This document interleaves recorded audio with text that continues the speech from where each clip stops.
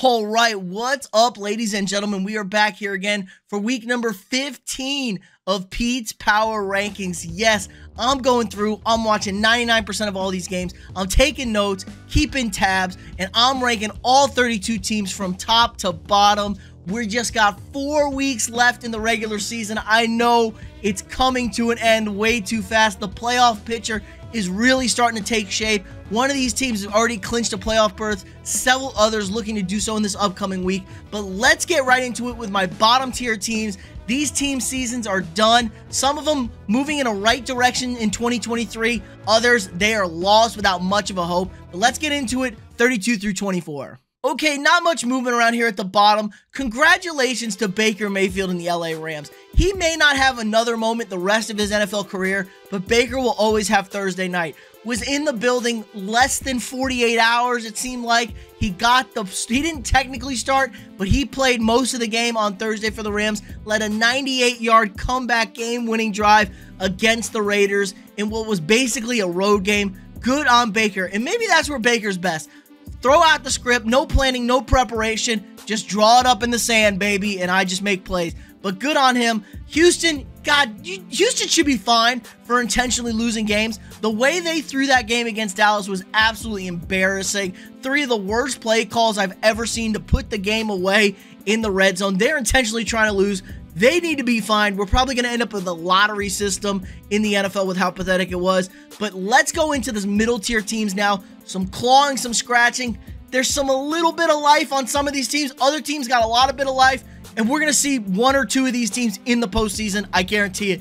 Let's get into it, 23 through 16. Okay, shout out to the Panthers here moving into the spot. Somehow, someway, the Panthers control their own destiny. Yes, if the Panthers win these next 4, they will be your NFC South champions and hosting a playoff game. Absolutely crazy to think about. The Jags, the prince that was promised, Trevor Lawrence, has been fantastic. 10 touchdowns, 0 interceptions in the month of November. They blew out division rival Tennessee in Tennessee, and Tennessee's not a bad football team. Probably still going to win the division, honestly, but the Jags are trending in the right direction. Good for them. And then Seattle, a bad loss to the aforementioned Panthers at home. They're now out of the NFC playoff picture, currently sitting out, and it's not looking good. They got some tough games ahead down the stretch. It was a nice story, but Geno's kind of playing like Geno. And Tampa Bay got bitch slapped by San Francisco and Frisco. Now, Frisco is a great team, but man, the Buccaneers just look so bad. This offense is not good. The defense isn't great. And hey, somebody in the NFC South has to win this division. The Buccaneers, Falcons, the Panthers, or the Saints. Somebody's got to win it. I mean, I would lean Tom Brady and the Bucs, but I just don't know at this point. But let's get into it, what everyone came here for. Top 15 teams. Before we get into this, drop a quick like on this video, hit that thumbs up, subscribe to the channel if you're not already. New videos every single weekday. But let's start it off. Number 15, they need to start winning some games or they're in real trouble. We're heading to the Big Apple.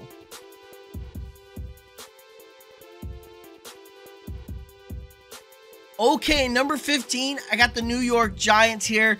Down a spot from last week. Man, absolutely bullied by the Philadelphia Eagles. There are massive gaps between these two squads, and it was really evident. They played okay in the second half, but the game was well out of reach. This is a must-win game coming up for the Giants this week. They are currently sitting in the 7th spot in the NFC playoffs. They did get a tie against Washington 2 weeks ago, which could really help them when it's all said and done. But they now got to go to Washington this week. Washington had a bye this last week, so this is going to be a really tough game for the Giants. Brian Daboll has done a really good job with this team, but it all could come crashing down. Giants still got to play the Eagles. It's really tough sledding for the Giants. They also got to go to Minnesota, so they're in real trouble of not making the playoffs if they can't find a way to win in Washington this weekend.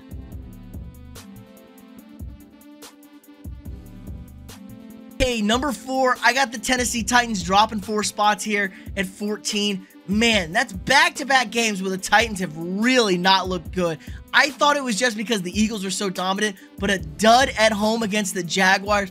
Man, this defense is so banged up. The offense really can't get Derrick Henry going. I don't know what's going on in Tennessee now. I get the injuries on the defense. They really struggle to stop people. But man, this offense is so bad.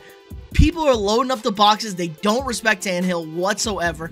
Titans are probably going to be hosting a playoff game. They're probably going to win this division still. It would take a massive disaster, complete collapse to let the Jaguars or the Colts somehow win this division. But for right now, Titans at 14, not playing good. Maybe they can get some things figured out before they start the playoffs.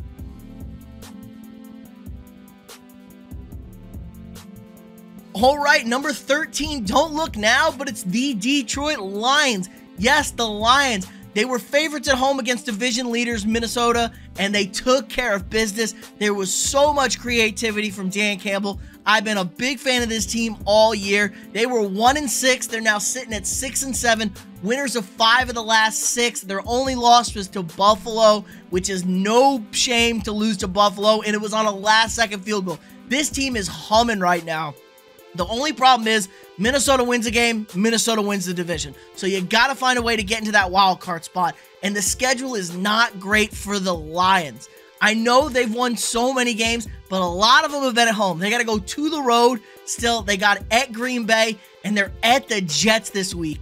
Now, the Jets are going to struggle to score points, but man, that defense is smothering. Jared Goff has 23 touchdowns in the season. 20 of them have been at home at Ford Field. So they really kind of struggle to score points on the road. The weather is not going to be good in New York, but I really like the Lions here to possibly sneak their way into that last NFC wildcard spot. And if not, they have set themselves up for a really good future. Got great young pass rushers. They got a lot of weapons out there. They got a good head coach who's fun. He's got balls of steel. I just love everything about this Detroit team. I don't like saying it, but man, they're going to be scary. If they can't get it done this year, then next year, watch out.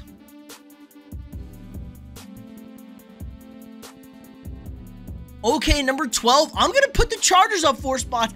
Absolutely loved what I saw from that group on Sunday night at home against Miami. The defense has been a concern. The worst run defense in the history of football. They're on pace for being horrendous. They couldn't stop a nosebleed, and they absolutely shut down the explosive offense of the Miami Dolphins.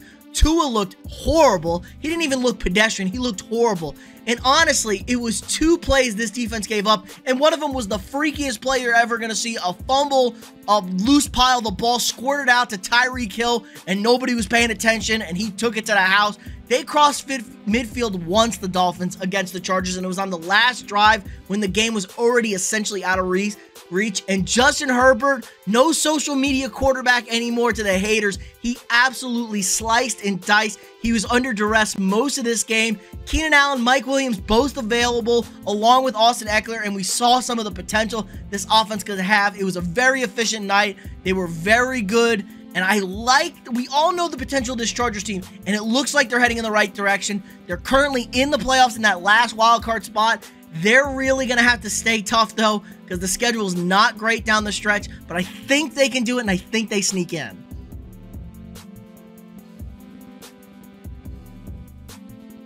Okay, number 11 here. I got the Commanders, currently sitting in that 6th seed now in the NFC, and they were off this week. It was a good week for Washington. What else can you say about Ron Rivera's group? He's got them playing hard. They rush the passer well. Taylor Heineke's got a little bit of magic in him at quarterback. Not the most talented guy in the world, but he somehow finds a way to make plays to win games. They got the Giants coming up this week at home. If they beat the Giants, they're a damn near lock to be getting into the postseason. So everything to play for the Commanders here. I think they get it done. This is a really good team. A team you're really not going to want to face in the playoffs. I mean, first round game, Niners and the Commanders. Man, that's a tough one right there. But I like Washington a lot. We're going to bump them up here at number 11. And I expect this team to be dangerous come first round of the playoffs. Okay, at number 10, I got the New York Jets. I know, I'm bumping them up a spot even though they lost at Buffalo. I really liked what I saw from this team. You could hear it in Josh Allen's voice after the game. That defense is no joke. They suffocate you. The Bills' high-powered offense struggled all day to find ways to score points. They can rush the passer, they cover you, and they hit people. This is a tenacious young team. I really like what Robert Saleh has done with this group. And Mike White, they were having to peel that poor man's corpse off the ground. The Bills were trying to kill him. and it's not going to be much better for them this weekend. They're going against the Lions. The offensive line is bad for the Jets, and the Lions can get after the quarterback. But man, good offensive weapons on the outside. They are missing Breece Hall, which is really hurting. I think this team really needs a little bit of an upgrade at quarterback. Mike White is fine, but man, if they can find themselves a way to get one of the top free agent quarterbacks this offseason, this is a playoff team for sure next year, and I think they're going to have a really good shot to get in this year. Must-win game at home against the Lions this weekend. It's a tough task, but if they can win this one, they're in really good shape to sneak in, because the AFC is a dogfight now. Any of these teams could get in. Any of these teams could get knocked out. I think the Jets are going to have just enough to get in, but we'll see. You know, end the season against Miami. That's a tough one. Miami's also fighting for a playoff spot, but for right now, Jets at 10.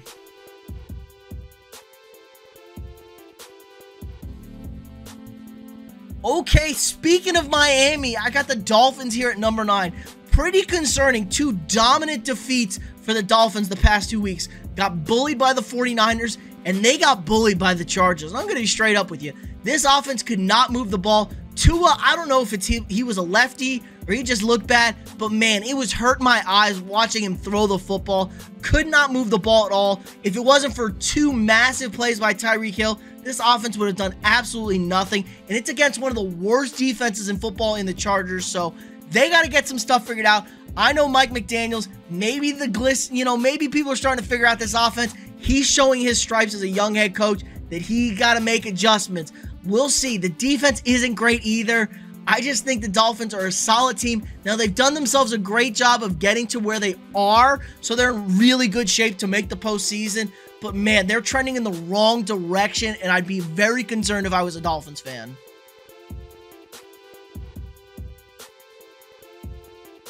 All right, number 8, I'm going to have the Ravens here at 8.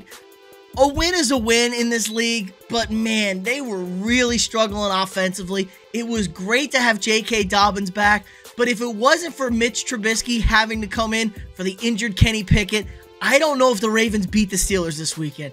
Mitch Trubisky was horrible. We know he's horrid, and so they could not score any points against that defense, and 16 was just enough to get it done. 16-14, I know it's in Pittsburgh. I know it's a division rival, but man, they're really going to need to get Lamar back. He's been carrying a lot of the weight of the offense. They look disjointed. They look disheveled.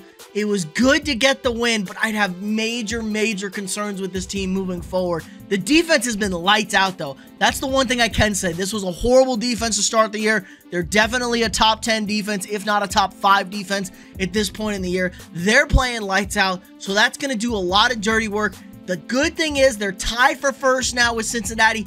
The schedule is a little bit more favorable compared to the Bengals, so they're going to have a good shot to win this division outright. If not, they're going to go on the road in the playoffs, and I would not want to be them going on the road because, man, it's a very Lamar-heavy offense, and I just don't think they're going to be able to score points to keep up with some of these high-powered offenses out of the AFC.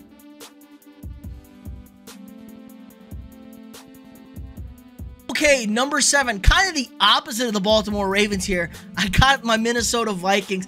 Now, I'm not going to take too much hammer to them. They were projected to lose. They were underdogs at Detroit. Detroit kind of plays them really tough, and they played awful. Honestly, they did not show up. They were not a team looking to clinch the division on Sunday.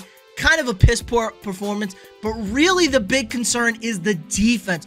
5 straight games of 400 yards of more offense given up. That's the longest stretch in franchise history. Ed Donatell is a complete dinosaur out there, the defensive coordinator. He's pathetic. You can't tell me they aren't bad. They're not getting after the quarterback. They're not making people turn the ball over, and they're not stopping people in the red zone. All things that will lead you to losing football games. It's totally lost that Kirk Cousins threw for 400 yards and Justin Jefferson set the single-game franchise record against the Lions because they still lost. They didn't get a single stop until midway from the second quarter on. The only stop was a missed field goal by Detroit at the end of the half. Other than that, all points all day for the Lions. Really piss-poor performance by the defense. That's going to be the downfall of this team. They're going to win the division. Hopefully they can hang on to a 2 seed. Right now, got them at 7. Offense great, defense horrendous.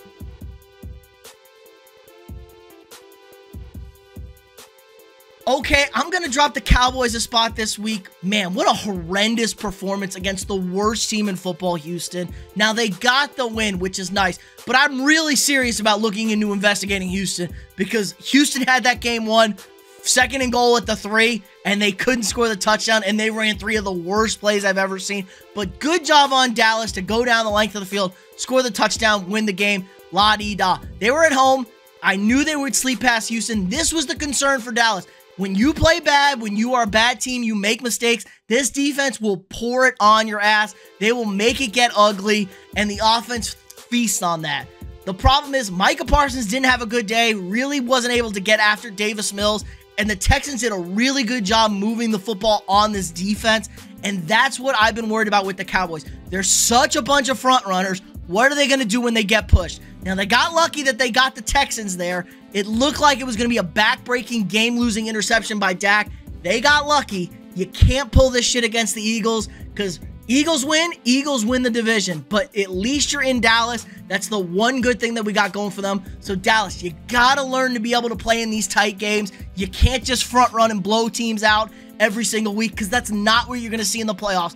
Toughest thing for Dallas, 3 road games to get to the Super Bowl, realistically. That's a damn tough stretch, especially in the NFC, where there's some tough teams in there.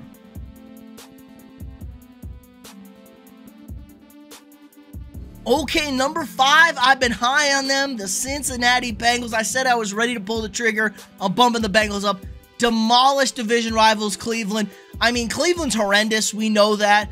But hey, Joe Burrow had never beaten Cleveland, so they had to get over that hump. It's a really nice win. They're winners of 5 in a row. This team is where they need to be. Playing great offense, playing really good defense.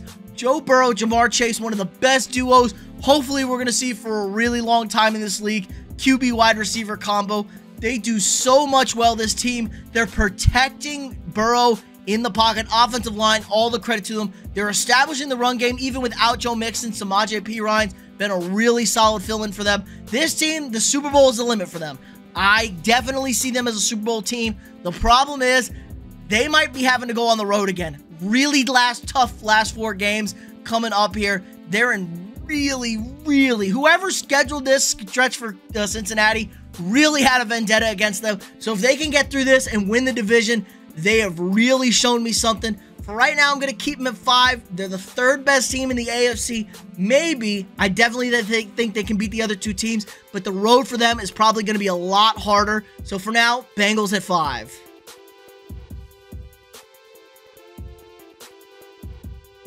Number 4, the San Francisco 49ers. I told y'all, I told everyone on this show last week, I really liked what I saw from Brock Purdy filling in for Jimmy G against the Dolphins, and he was absolutely fantastic against the Buccaneers. They dominated this game from start to finish. Purdy was excellent. He ran well. He threw well. Christian McCaffrey had his best game as a 49er. Now, they did lose Debo. It doesn't seem too serious. It was a rolled ankle sprain, something like that. MCL maybe. I don't quite know how long it's going to be, but they expect him to be back. They avoided disaster, which is good. The defense is the real thing you need to talk about with San Francisco. This is the best defense in football. I don't want to hear anything about it. They rush the passer. They force turnovers. They shut people down. They are a nightmare to deal with. They've given up like 10 points the last 4 games. Absolutely fantastic on them. This is going to be a tough team to beat. Problem is, they're probably going to have to go on the road for 2 games. Now, if Minnesota slips up, they can get that second home playoff game. But for right now, they're going to win a division. They're going to get a nice home playoff game. What can Brock Purdy do on the road against a good team in a hostile environment? That's going to be the biggest question. He's going to be the limiting factor. For right now, everyone's saying Super Bowl. I'm going to pump the brakes a little bit, but I did not think their season was over, and I still think they have a great shot at getting to Arizona.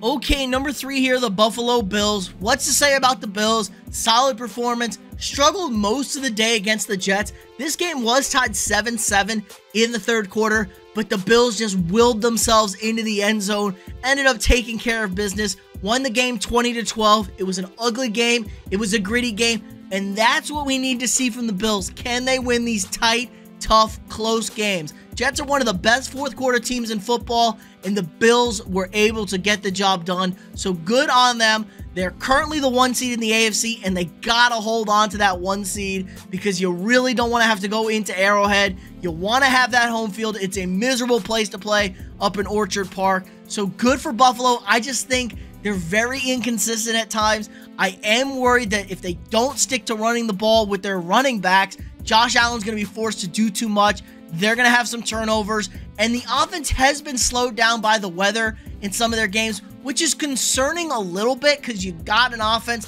that isn't supposed to be slowed down by the weather with this kind of quarterback to make these throws. But for right now, Bills are 3. They're the 1 seed in the AFC. Still don't think these aren't the standings. These are the rankings.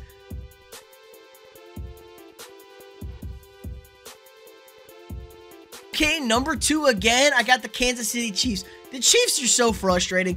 They blew out, what were they, like up 21-0 this week, 27-0. It felt like they were just playing with their damn food against Denver. I feel like they just don't get excited anymore to play football games when they play a bad team. They mess around, they dick around way too much. It's got to be infuriating if you're a Chiefs fan to watch them play with their food, but they tend to get the job done. You know they're going to lock in come playoff time. Thing is, they're only going to be the 2 seed, so they're going to have to go to Orchard Park most likely, and they're probably going to draw the Bengals in either the first round or the second round, which is a team I think that can definitely win in Arrowhead, but they just got to lock in and focus. I think they will. This is a fantastic football team. Best quarterback on the planet, no doubt. Defense, little concerning on the back end. Spag keeps leaving guys on an island, and they keep getting cooked. So they got to get that figured out. But other than that, this is an elite football team. I still think they're probably going to get this thing done this year and win the Super Bowl. But for right now, I got them at 2.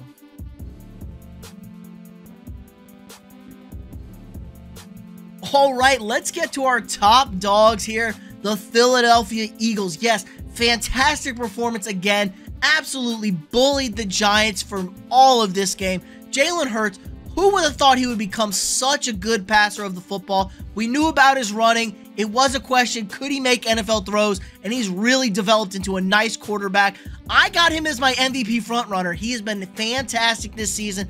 This team is humming on all cylinders. They were getting sick and tired of hearing, oh, the Cowboys are the best team in the NFC. You know, not the Eagles. Your record, you're kind of frauds. You lost. You struggled with the Colts. They ain't having that anymore. This is a scary football team.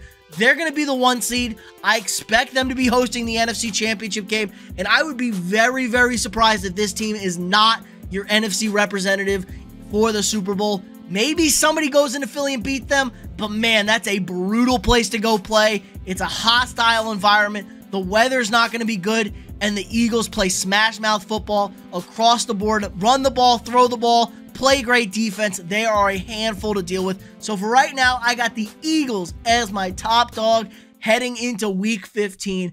But let me know what you guys think in the comments below. Who am I too high on? Who am I too low on? What are you thinking? Are you ready for the start of the postseason? I'm getting jacked up. Let me know what you guys think in the comments below. Again, like this video if you haven't already. Subscribe to the channel if you're not. New videos every single weekday. Share this video with your friends, and I'll see y'all tomorrow.